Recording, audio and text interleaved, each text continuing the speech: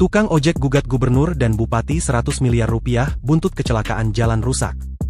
Seorang tukang ojek di Kabupaten Pandeglang bernama Al-Amin menggugat pemerintah daerah hingga 100 miliar setelah kecelakaan yang diduga dipicu jalan berlubang menewaskan penumpangnya. Gugatan perbuatan melawan hukum itu didaftarkan ke Pengadilan Negeri Pandeglang oleh kuasa hukumnya, Raden Elang Mulyana dan rekan. Gugatan ini sudah resmi kami daftarkan, kami menuntut ganti kerugian sebesar 100 miliar kepada pemerintah, kata Raden usai pendaftaran gugatan di Pengadilan Negeri Pandeglang, Rabu, 25 Februari 2026. Ia menjelaskan, gugatan tersebut ditujukan kepada Gubernur Banten, Kepala Dinas PUPR Provinsi Banten, Bupati Pandeglang, serta Kepala Dinas Perhubungan Kabupaten Pandeglang. Sopir ambulans yang terlibat dalam peristiwa itu pun turut dicantumkan sebagai pihak terkait dalam perkara. Menurut Raden, kecelakaan terjadi pada Selasa, 27 Januari 2026, lalu di Jalan Gardu Tanjak depan Hotel Pandeglang Raya. Saat itu, Al-Amin mengantar seorang siswa sekolah dasar yang kemudian meninggal dunia setelah terjatuh dan tertabrak ambulans dari arah belakang. Menurut Raden, kecelakaan dipicu ketika sepeda motor yang dikendarai Al-Amin menghindari lubang di jalan lalu oleng dan terjatuh.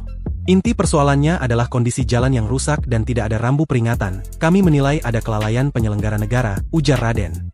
Ia mengatakan, dana 100 miliar yang dituntut bukan semata untuk kepentingan pribadi kliennya. Menurut dia, jika gugatan dikabulkan, dana tersebut akan dialokasikan untuk membantu korban kecelakaan lalu lintas di Pandeglang dan Banten serta mendorong perbaikan jalan rusak. Ini bukan soal menang atau kalah, ini soal tanggung jawab negara untuk hadir dan memastikan keselamatan masyarakat, katanya.